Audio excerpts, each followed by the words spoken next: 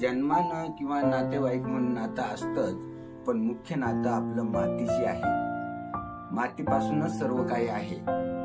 आईनं मातीची ओळख करून दिली. पहिल्यांदा बोटाला धरून ज्यावेळेस चालायला शिकवलं आणि तिथून पुढे तिनं मोकळं सोडून दिलं, त्यावेळेस तिनं जणू काही त्या मातीचं स्वाधीन केलं की बे माझं काय, मी कधी जाईल, पण तू तर अमर आहे, मग इथून पुढे तू सांभाळ. नात्याची घट्ट म्हटल्यावर ना, हे अशी गोष्ट असायला पाहिजे. निसर्गाच्या संदर्भात असली पाहिजे, संबंधित असली पाहिजे, तर मग ते नीट समजेल. नाही तर नाते आता कसे तटातट तुटून जातात हे आपल्याला माहितच आहे.